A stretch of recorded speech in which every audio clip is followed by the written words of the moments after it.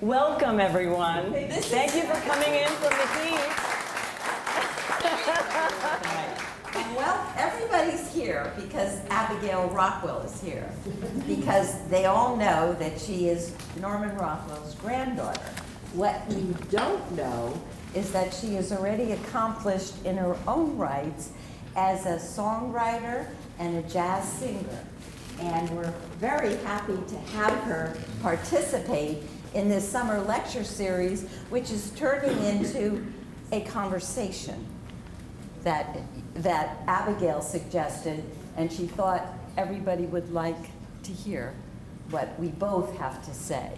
So, Abigail, I want to give her one more line, premiered her music noir cinematic jazz from her album Autumn Noir, mixed by Grammy Award-winning producer Russ Titleman and Bill Moss at Birdland Theater at Birdland Jazz Company, New York City in June, just this past June.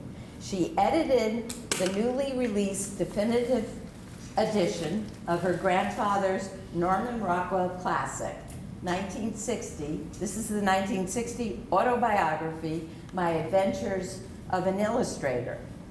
And this is the new book that's out and available for everybody, and if you're especially nice, she'll sign it for you. So please give a warm welcome to our lovely guest, Abigail Rockwell. Thank you, Judy.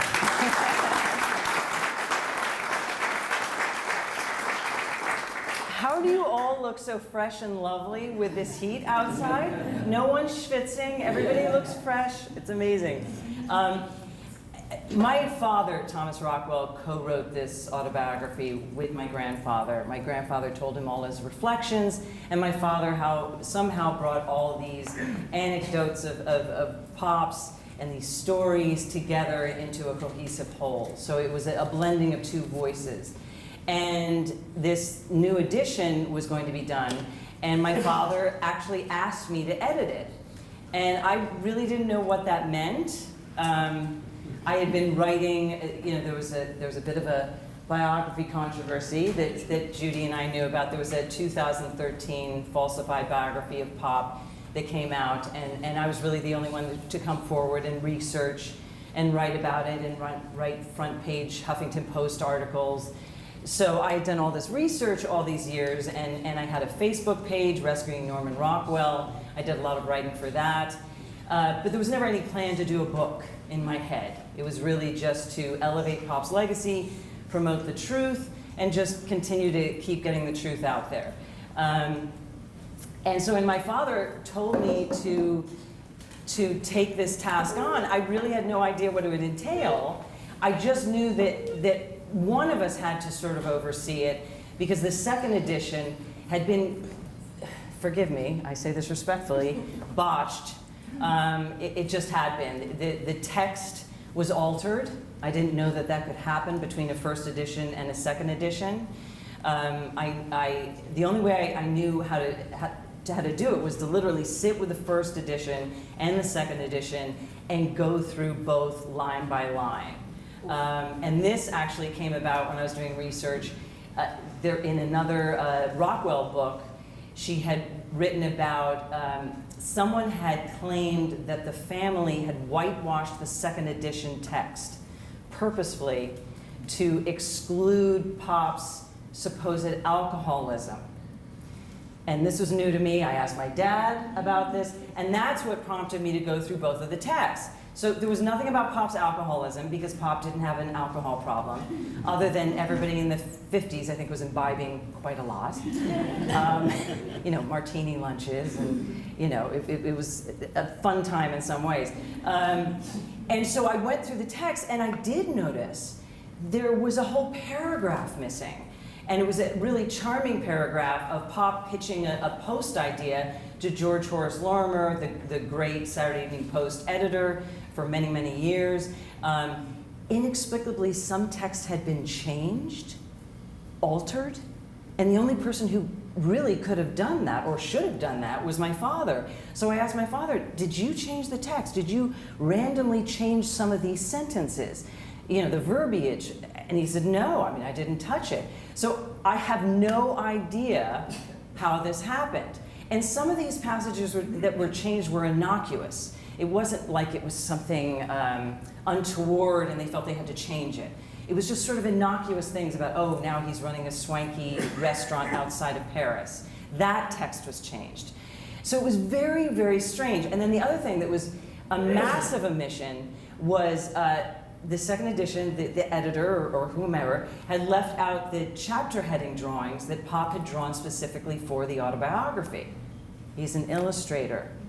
It's called Adventures as an Illustrator. Why would you leave out the illustrations he made for the book? I don't know. I mean, it's really weird. And then he also left out the beautiful dedication to my grandmother. I think it says to my beloved Mary, whose devoted help meant so much to me. It was something like that. I'm paraphrasing. And he drew this stunning drawing of her. Oh, thank you so much. To Mary.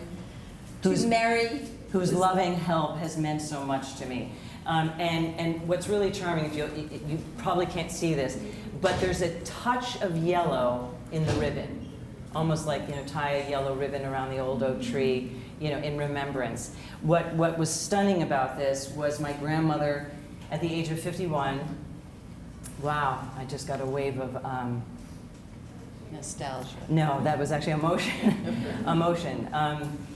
I never got to meet my grandmother. So she unexpectedly passed away when she was 51, 1 week after he completed the family tree painting. It was not expected. Again, biographers speculated it could have been suicide. It was not suicide. She was sort of resurrecting herself that spring. I talk about this in the introduction. She resurrected herself that spring. She lost a lot of weight. She sort of came back to herself in a way, and I couldn't understand why, what prompted her.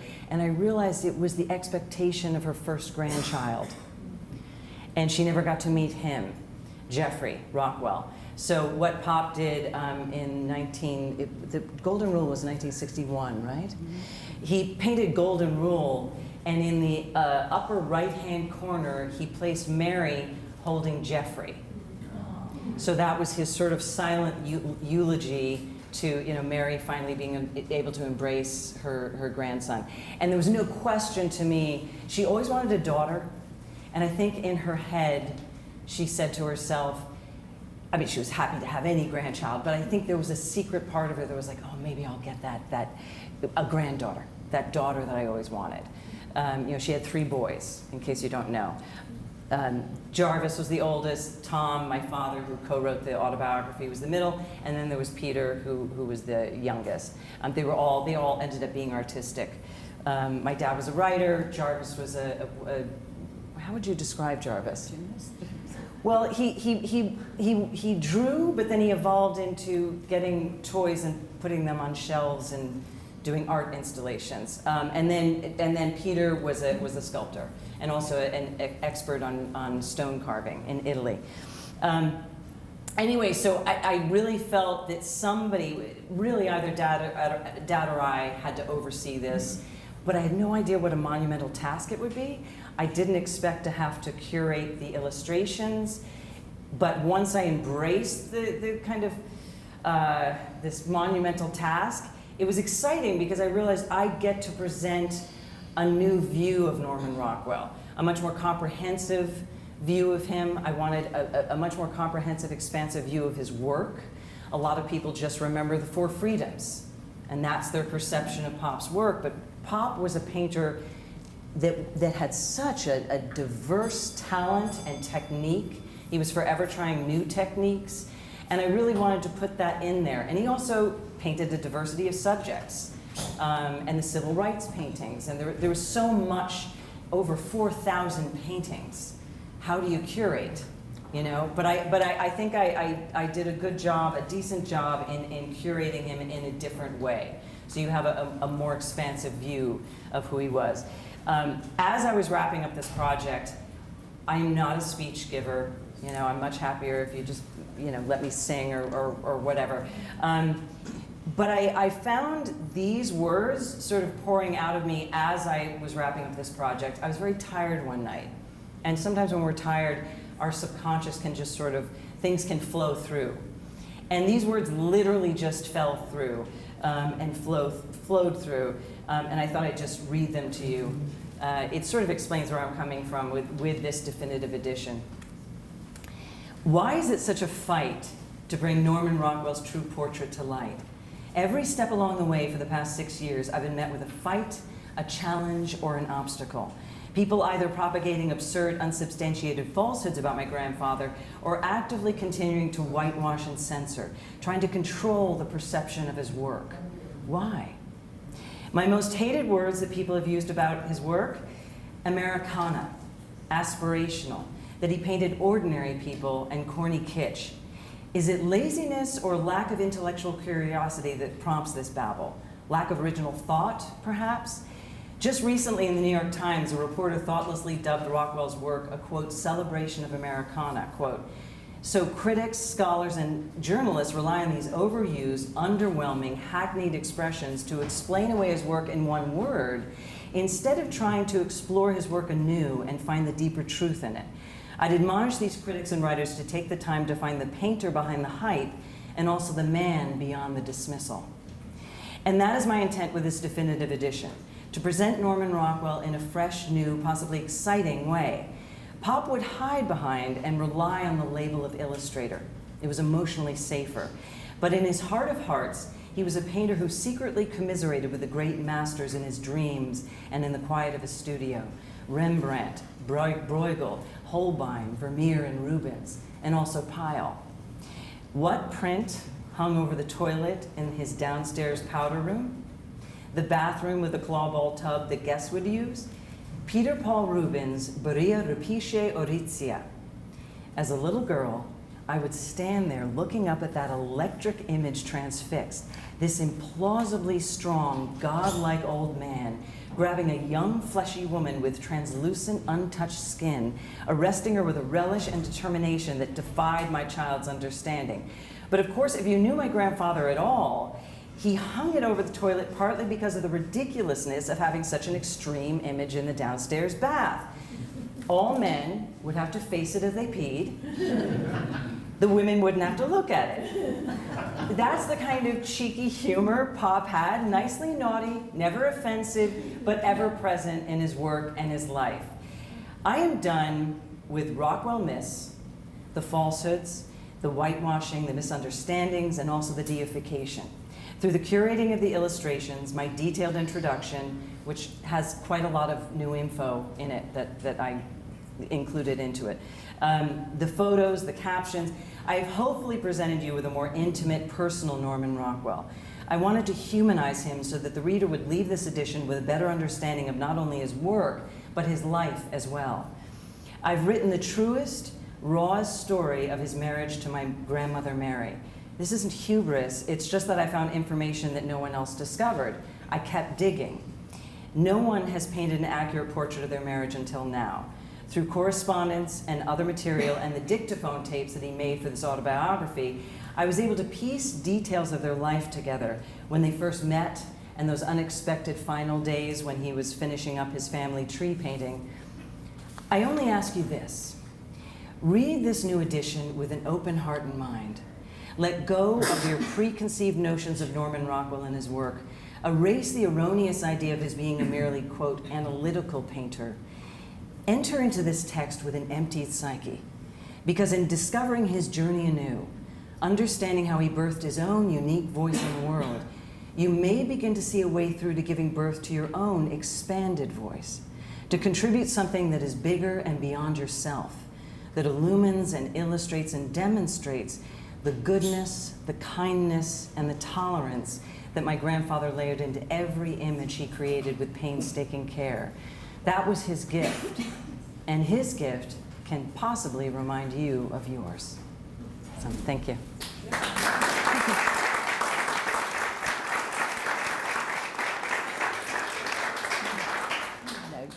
open it to I- question. Well, one thing I wanted to say, I don't know if this woman gives herself enough credit.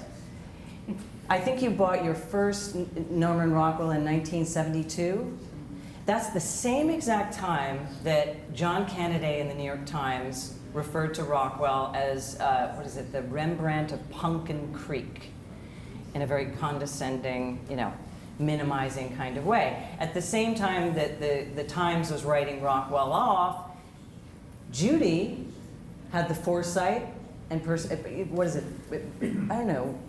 Perception, and maybe prescience to see you either have an eye or you don't. And this woman so obviously has an eye. You can tell this is like an oasis of art. But it's so carefully curated. And so in 1972, do you want to tell the story of your first purchase? Oh.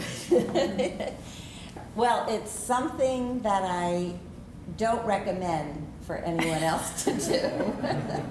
She had moxie. She's a redhead. Because it was kind of like I had a little ad in the paper, wanted to buy, and it was Christie, Gibson, and Flagg. And then someone called me up and said, I have a Rockwell, wouldn't you want a Rockwell?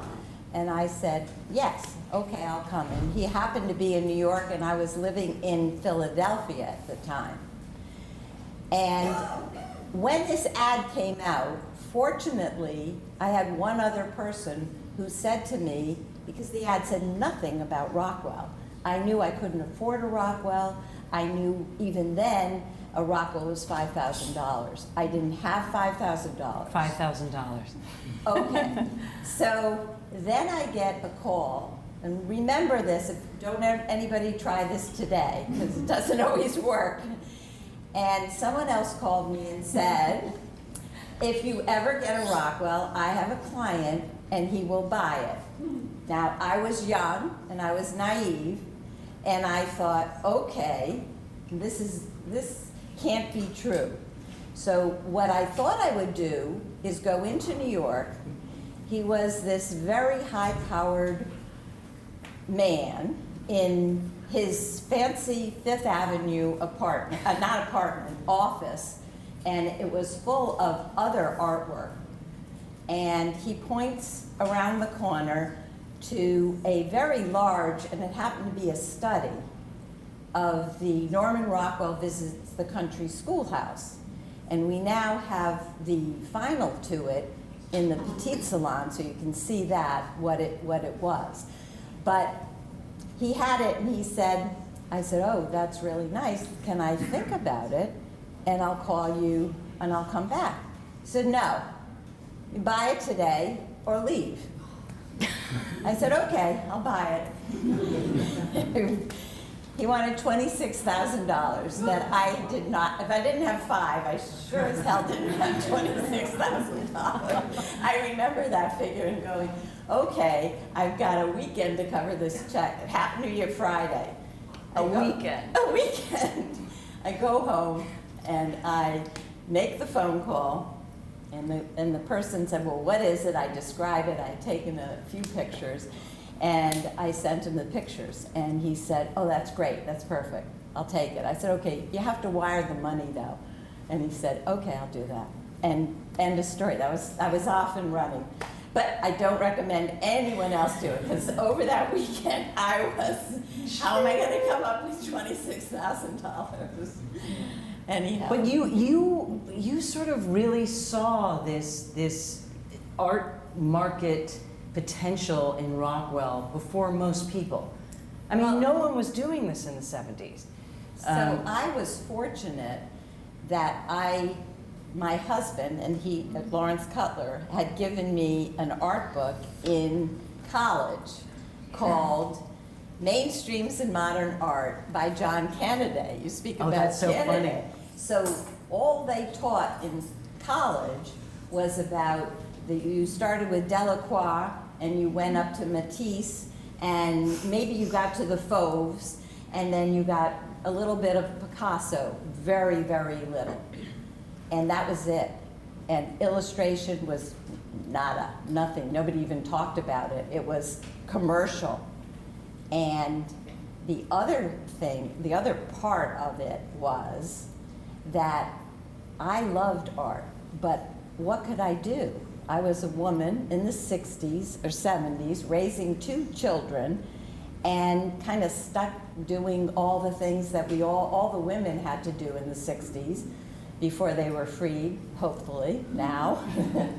And so I started, just started like that, and it worked. And I loved art, and I recognized the quality in the paintings, because living in Philadelphia, which was the home of the Saturday Evening Post, all the art editors appreciated Norman Rockwell, and they asked for them. And Norman was such a humble guy. He said, "You want this? Sure, you can have it. I'll even sign it for you. I'll make you a dedication." So you find all those things given away. And it was prime time for me, because nobody else wanted it, so I could afford it. I've since then priced myself out of the market, so I can't afford anything now, let alone this place. That's why we're sharing a mic. We can't. And why she's apparently talking into my cleavage. So we're very contemporary. Well, and I think it was also in the late 70s, she started selling to George Lucas and also Steven Spielberg. And that, I think, elevated elevated Rockwell on the art market in a way that nothing else could.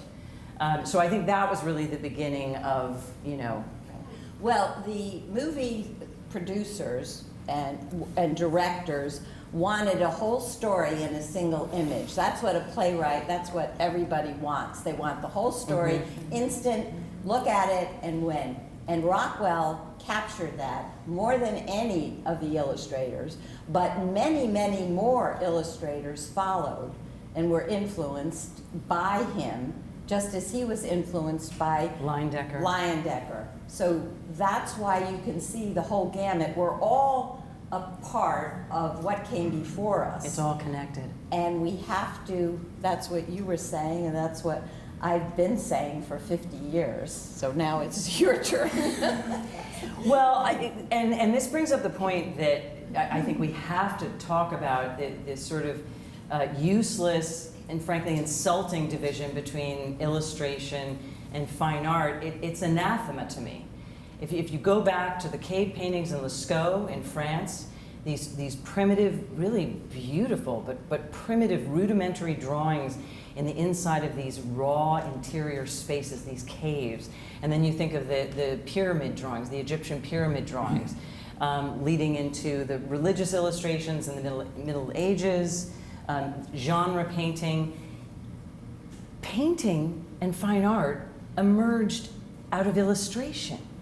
So, and Pop says it in the autobiography, there wasn't this cleavage, and he actually uses that word, here we are. He said there wasn't the cleavage between illustration and fine art at Art Students League when he was studying there that there came to be. And that separation is still very much there, and I personally don't understand it, because again, my feeling is that all fine art emerged out of those rudimentary cave drawings. We don't know, I mean, we're assuming those are the earliest drawings. Maybe there's some cave that somebody hasn't discovered yet. But I mean, what is your feeling about that? My feeling is that when technology changed and technology introduced mass media to the America, they were looking for ways to capture the public to do more reading, because now they had a missile that they could send out, but they didn't have the illustrations and they hadn't improved the technology, which they were working on. They had developed the railroad, and the Vanderbilts had and the coal, and they got everything out there, but they needed illustrators. And the illustrators, as Howard Pyle said, I only want the very best artist to make the very best illustrations because I can help them. I don't want, when he left the Drexel, he originally went to the oldest art school in America, the Pennsylvania Academy, and they regretfully turned Pyle down. They said it wasn't art. Even then, they said it wasn't art. So he went to Drexel, which was at the time, it wasn't a university, it was a trade school, and he taught them, and he took the best artists, but his classes were so full that he said, I don't want to do this anymore. I just want the best students, and I'm going to take them to the Brandywine, and I'm going to give them my instructions. And so that's why you get your introduction to that great group of illustrators who were millionaires in today's time because they had so many commissions and they kept getting $100 or $200 for an illustration, and that just translated into a lot of money that, you know, in today's dollars. So that's what brought those guys, and Right. And then you started to get the best artists doing commercial work. And I think your grandfather always said in this book, he said, we do ourselves a disservice by saying we are merely illustrators. We are artists first and then illustrators. And it was Rockwell who was so humble about what he was doing, but he had to make a living. He had to, and that's how he did it. And he also got to do what he loved best because he spent hours and hours researching what he was doing and making sure he was getting the most accurate portrayal of whatever picture he wanted, from the very early days when he was doing the Boy Scouts magazines until when he had carte blanche at the Saturday Evening Post, where he just said, I have an idea, and for example, that little sketch on the wall was just an idea. I have an idea, and I want to do this, and he'd scribble something down, he'd send it to them, this is great, go make a painting, that's fine, you know. Well, But he would actually act them out. He would go to Philadelphia and act them out for Lorimer. He would say, okay, he's on the stump. And then the little boy, he's playing the flute, and then there's and he would literally act it out himself and be the little boy with the flute in front of Lorimer. And I think this is why so many film directors, or a number of film directors, are attracted to Pop's work, because he really was a film director. He cast them. And sometimes he would change the casting. He would go, I want this person. No, that person isn't right. And this is what caused some problems with the models. They're like, I thought I was going to be in the cover. And it's like, no, I went with, Harry instead. And every single element, from the costumes to the props to the facial expressions, as he went into using photographs as a tool in the late 30s. And he did that when there was a whole new wave of young illustrators that came in. John Folter, there was Al Parker, Stephen DeHanos, and they were sort of young, fresh blood, and they were taking things from different angles. So it forced Pop in a really great way to up his game. And so that's when he included photographs, just as a tool, using photographs to capture certain angles or capture certain animated poses that you can't ask somebody to hold themselves suspended for a certain amount of time. So every single, just like Spielberg or just like Lucas, he didn't delegate every detail. He chose. It was carefully chosen. I think that's why we love looking at the paintings. It's just, you notice this detail. Oh, you notice this detail. I think what's interesting is he was so influenced by Leyendecker, and he talks about this. I think it's my favorite chapter in the autobiography. What is it? The house on Mount Tom Road? Right, in New Rochelle. It's it's so poignant, and he's so open about Leyendecker's homosexuality. He doesn't mention it, but he mentions he's living with Beach. It's quite honest. It's quite obvious, and it's remarkably candid and honest, because I really feel everybody felt they lost Leyendecker to this man that he was involved with, Beach, who was painted in a lot of the arrowhead collar. But I think it's interesting to look at why is Rockwell so remembered today, and Leyendecker, who in the 20s was seen as, I mean, he was the king. He was on the throne. He was making the most money. You know, he was revered. So why, you know, it's not that he's completely forgotten, but why doesn't his work have the same resonance that my grandfather still has? And my feeling about it is that somewhere along the line, Leyendecker shut down. He didn't grow past what he knew. Exactly. If you look at the work, it's fantastic technique. He's got this, he used this medium that just shines. I think, is there one There's here? one. There's one, I know, well, it's a face mask on a Use baby. that one. But you know, it's just this marvelous technique and marvelous sense of composition. But they're limited because he just never grew beyond that. And what is so unique about Pop is 1916 was the first post cover. But if you look at that compared to toward the end of his life in the 60s, how his work evolved, how it's almost, it doesn't look like the same artist. He just never stopped growing. In his 50s, he went to LA to the Art Institute and learned with Joe Maniani this technique for multiple glazing of the masters. And that's also what led Pop into his, what I consider his masterpieces, Saying Grace, Shuffleton's Barber Shop, Breaking Home Ties, Girl at Mirror. That was his period of real masterpieces. And again, that all came out of him going, I'm gonna go back to art school, I'm gonna try a new technique. You're never too old to learn. It's a lesson for all of us. It separates the really good commercial illustrators from the people who just rock it as masters. And it all comes from work. It's never just talent. So that's... We had that discussion. Yeah, yeah. I agree. So hard work, dedication, and you can succeed. So passion. Passion. No, but there's got to be. Pop had such passion. He would work all day, and then he would be at the dining room table, and he might spend hours just doing idea sketches. And he would throw them away, he'd keep some. I mean, it was like he would have a stack of paper and pencils, sharp pencils, and he would just work. He gets into the zone. I mean, we all know that. I mean, even basketball players talk about getting into the zone. It's like we know it when we're there, and that's where the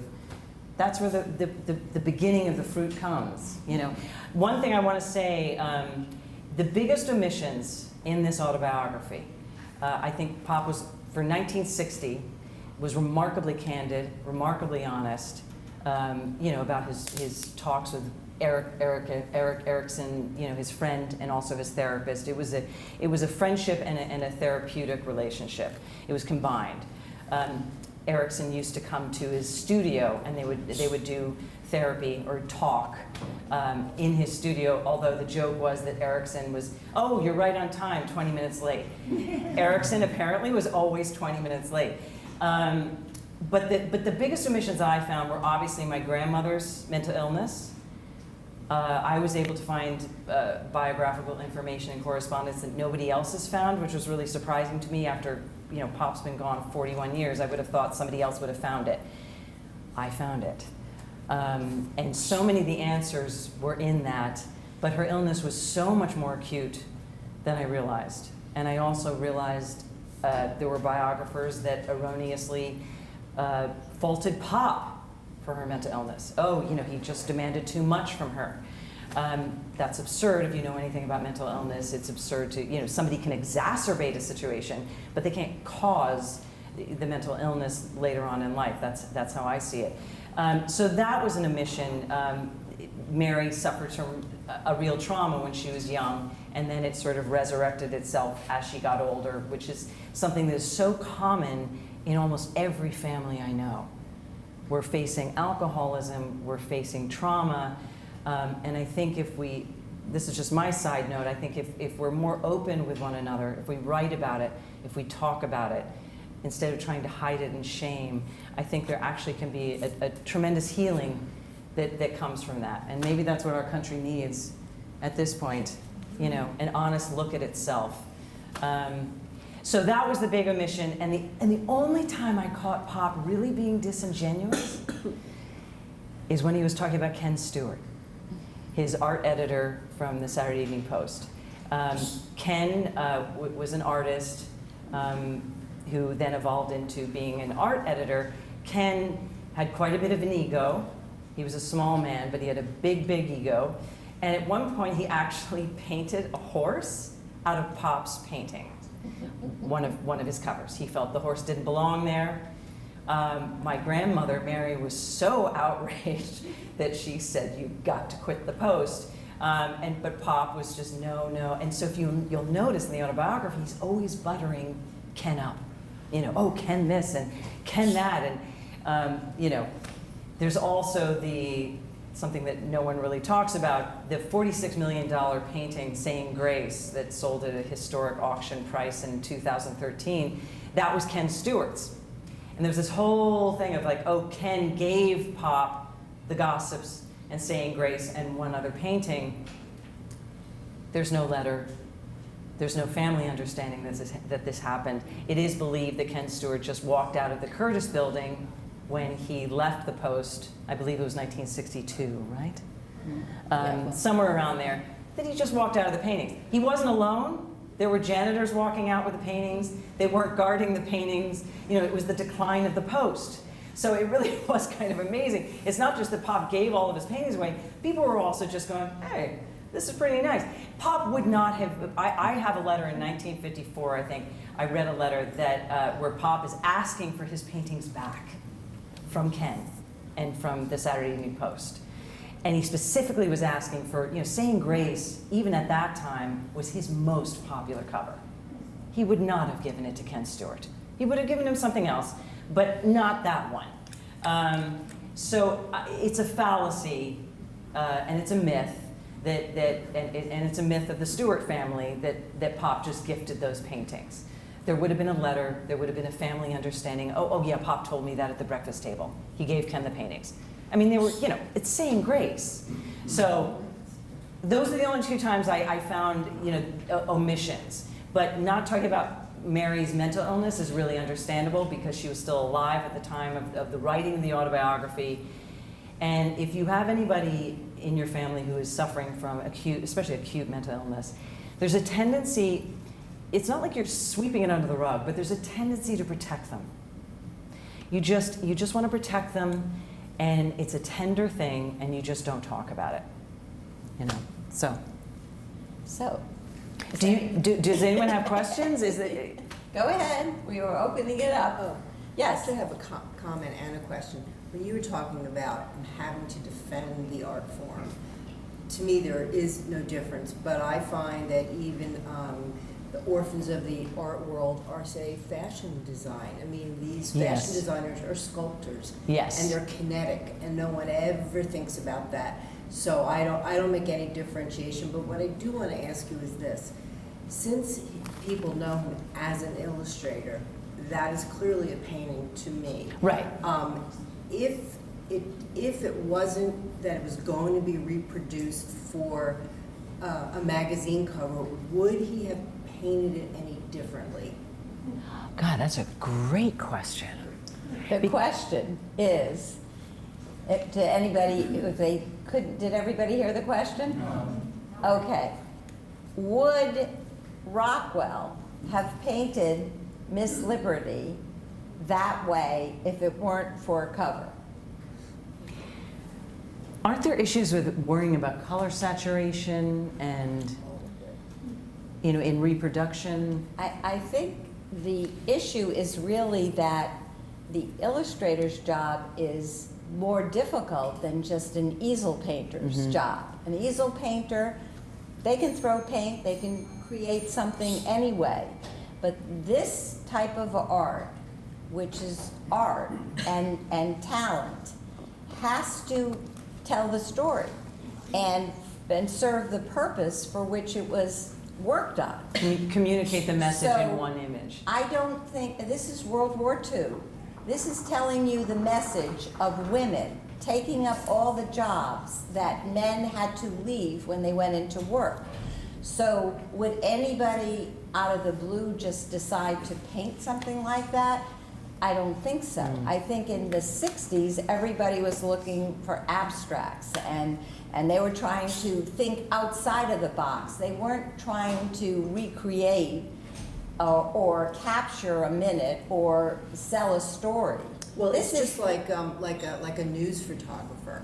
I mean, it's Right. a whole different vibe, and they're just as much of an artist as anybody else. Right. But I would almost have to wonder about the actual painting techniques, thinking that it is going to be reproduced.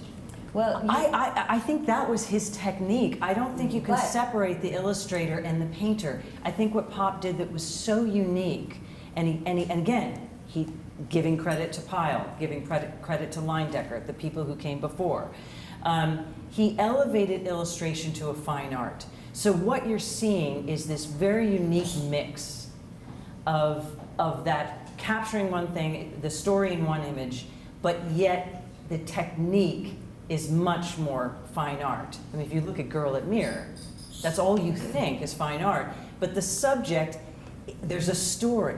There's more of a story rather than fine art is, oh, look at that, extraordinary landscape. Or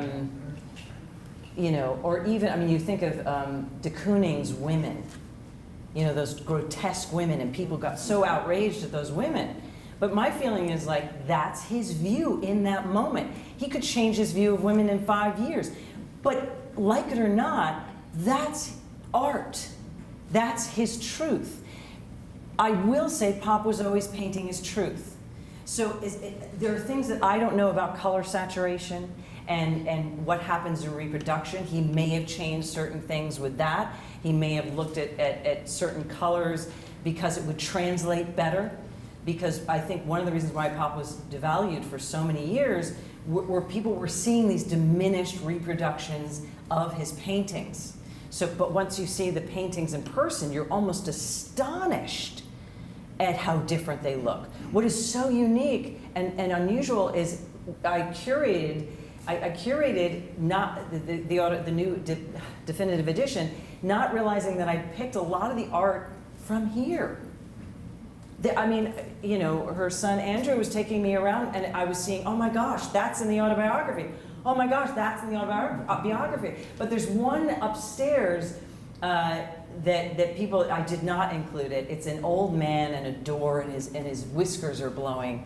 And I've always seen reproductions of it, and I didn't think that much of it, I'm going to be honest. But I just saw the original, and all of a sudden, it's a different painting. So I think as we get the paintings out more, for people to see, beyond Newport, beyond the Berkshires, I think people will continue to change their perception of Pop's work. I couldn't have been happier, and forgive me, but in the middle of that art controversy with the Berkshire Art Museum, they deaccessioned a lot of their work, and everyone was understandably up in arms. It's an upsetting thing. But there were two Rockwells, and one of them is the one that I consider the masterpiece, his masterpiece, Shuffleton's Barbershop, which he painted in 1950. And then there was the blacksmith shop. They were both extraordinary. And I got to see a private viewing of them at Sotheby's, so I got to spend time with them. And my secret hope, I said, there might be opportunity in this crisis. Wouldn't it be wonderful if those paintings left the Berkshires and people were going, it's going to end up in an oligarch's mansion and we'll never see them again. My feeling was, well, wait a minute. Maybe they'll end up in Lucas's art museum in LA, which is an international city. So many people come into that city and they get to see, Lucas also has Saying Grace. So when he opens his museum in 2021, right. They're going to see Shuffletons. They're going to see Saying Grace. I've never seen Saying Grace in person. And that's what art is never supposed to be confined to a certain area. Art is supposed to move. Art is supposed to be seen by different people of different cultures and it's supposed to move. So that was my feeling, although people were a little up in arms, like she's against what is she for or against? Some people got a little bit up in arms with me. And my feeling was there might be crisis in this opportunity. And now I'm really happy because Shuffleton's is going to LA. And I love LA. And I'm excited about that art museum. Well, I'll put in a plug. Rockwell is also going to Northwest Museum this fall, or December through January. So if you have friends in Washington State, which is Spokane, make sure you tell them. We are traveling a couple of shows at the time. We have one. I'll be in Spokane. Okay. For a book signing there. Okay. So there's going to be a Lion Decker exhibition in Winston-Salem, North Carolina. That's exciting. And that's going to open August 29th. And they're going to have quite a showing just to get the paintings out, to introduce the Americans to what our culture is all about. And to go back to what Abigail was saying about, in answer to the one question, these illustrators were confined to a cover, to a vertical image or a horizontal image. So they had more difficulties than just doing whatever you want on whatever you want. Limitations. And so they had to produce exceptional work with a future. You know, they had to be able to promote the story, sell the product, sell the magazine, get you hooked like the serials on TV today or the art shows. So that's why we owe so much to the illustrators. One thing I wanted to say that I did learn in my correspondence, I see you, that I found astonishing, and I found it out from a letter of my grandmother's. So it came exactly from my grandmother. She said the driving force with Pop was that he felt unwanted. Did you all hear that? He felt unwanted. And I think that comes from a lot of us. We don't get what we need from our parents. Our parents do the best they can, but we're all faulted beings. And we're here to love and learn and mess up and grow up. And grow up. Hopefully grow up. And I thought that was really interesting for me. I think that's one of the reasons why the public's reaction was really important to him. That's how I would separate him from the fine artists. Some fine artists are like, I don't give a whether they like my stuff. De Kooning with his women, with the grotesque women. Oh, bring it on. Here are my women. Pop was much more, I need them to like this. I want them to like this. I want them to speak to them. I want this to speak to them. I want to find something universal that will touch them. So I think that drive of feeling unwanted, he had a very conflicted relationship with his mother. His mother was a hypochondriac. The whole household, it felt emotionally like it centered around her. The father was always there for her. So Pop was sort of over here going, you know, he was estranged from his parents from about 7 to 8 years at one point. They lived in the next town over, and he didn't see them at all. 7 or 8 years, the town over. So, and here he is a painter, he's seen as a painter of American families. So, you know, we're all struggling to sort of create this highest vision of our family, and oftentimes failing. You know, we can't control everything, we can't control everyone. We can control our perception of things. But I think that unwanted, that feeling of being unwanted stayed with him for the rest of his life. And it is something that propels you. So it shows how something so devastating to feel unwanted can drive you to create something so great. So it's that whole thing that we hear, and it's trite, but our greatest curses and our greatest detriments are sometimes our greatest gifts. If we just embrace them, don't be a victim, and grow from it, and find a way to tell your story so you touch somebody and help them on their journey. Because I think that's why Pop's work still resonates to this day. He still is reminding all of us, this is who you are. This is your highest vision of yourself, of your family, of America, of the world, of what we can be to one another. It's that vein of goodness, that vein of truth and goodness that I do feel is the foundation of all of us. It just gets covered up with a lot of soil and crap and sometimes cement. And we've got to unearth it. But Good.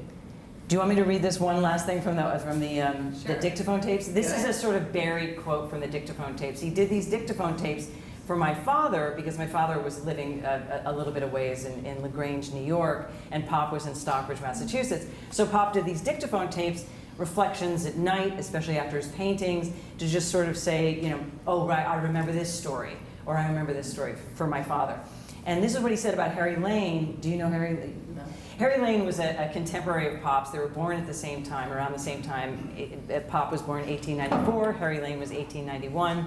They both grew up, they both were born in New York City, which is, a lot of people don't know that about Pop. And they both ended up in Great Barrington, or the Berkshires, Massachusetts, toward the end of their life. Harry Lane is represented in the Metropolitan Museum of Art.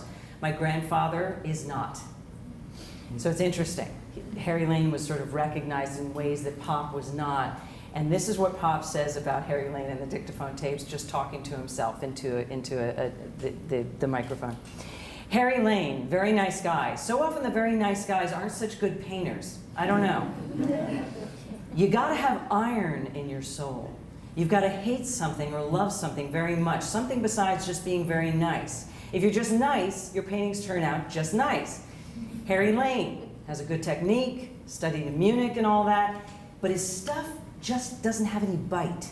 He doesn't seem to have any real vitality, or as I say, nothing that he loves or hates very much. I really mean that very much. I've seen that so often with artists. A good painter is a guy that has something to say, either hates or loves, some idea, something he wants to express. He's got something to say. He's got something eating him. Any old thing, but it's got to be something. None of those fellows seem to have it. I suppose that gives the idea that I have it, but I don't know. Well, there it is. So there's my grandfather in a nutshell right there. Thank you so much for braving the heat.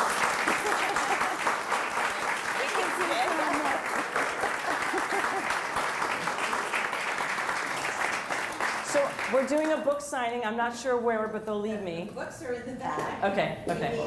If anybody wants them, or anybody, you're finished with your questions, right? Oh, wait, no, wait, we did not. I'm sorry. We did not. I'm sorry.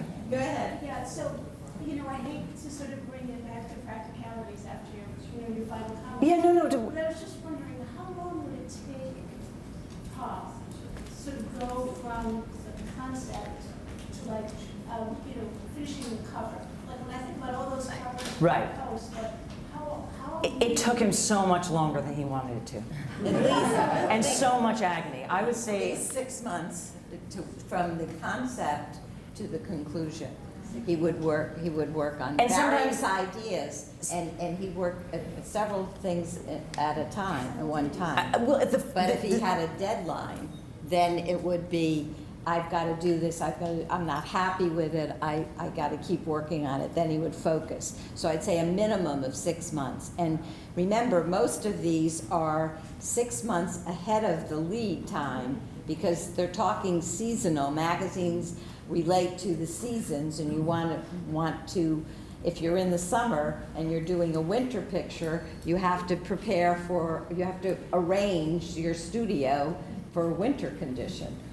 And that was also part of the problem and I guess the benefits of being creative and thinking ahead. I think it would take him usually like a few weeks to paint each painting once he got everything together, as I remember. Well, he would start with a quick color sketch. Then he would do a Well, no, very- first it was the idea sketch that he would literally the put on idea. the, right, with the Then pencil. Then he would give it colors. Color And studies. once he was happy with the colors and the subject, then he would do a large-scale Right. drawing detailing everything. And several times he would abandon things or change things and then rework them. And in the case of the barber shop, we have the second, the one just before the final one, where you can look into, you're actually standing, the viewer is standing inside the darkened barber shop, looking into the next room where the four guys who are barbers are now playing their instruments. But he looked at that and he specifically said, I gotta move them out one more. I've gotta put a window pane in front, and he wrote Shuffleton's Barber Shop on the outside. So the only difference, you get the feeling now that you are in the street looking into a darkened You're the barber shop. observer instead of being in the room, and it's much more emotionally palpable from that standpoint. So that's just an example Yeah. of his conscientiousness and the amount of work that went into one image. It wasn't like the pulp comic or the other illustrators that came later that would just do something quickly every week because they had a Western story or they had a pinup story or a detective story or something quick. They were still talented artists, but they nowhere spent the time that Rockwell would do or his contemporaries to complete a cover. My grandmother talks about, we're trying to whittle it down, how much time he spends. He's trying to get faster techniques so it doesn't take him so long. And she kept talking about, like, we've got to find a way to do this without such agony, this agony, because he would be elated and think I'm doing the masterpiece of my life. And then that night, he'd be like, my God, I've lost my talent. It was that extreme. And I'm not indicating that he was bipolar. Please don't project 2019, thoughts about it on that. But he was just an artist, and that's what we do. And you're an artist. Yeah. One question that's related to that. So did he ever, at the point of sketches, send those to the art director to have any approval, or did he just deliver a painting? No, he never delivered. He had to get approval from Yeah, the. exactly. And I read about him actually going to Philadelphia and pitching, and he describes that in the autobiography, pitching it and acting it out for Lorimer. And then he was So they like- always had to be approved. And there were some of the art editors that would approve all of them, and then other ones would be like, okay, Lorimer, I think, only approved 3 at a time. So he learned, don't bring a lot, because they'll just get jettisoned, and then Lorimer would always remember the ones that were rejected, so he could never put it forth in front of Lorimer again. He had sort of like the memory of an elephant. So, he would always remember, oh no, you brought that one in front of me. So with Lorimer, it would depend on which art editor he was in front of, how many ideas he would pitch to. So. And I've always been impressed on how the scale that he just made a decision to do his pieces at. Right. Because it wasn't as physically difficult to carry these paintings.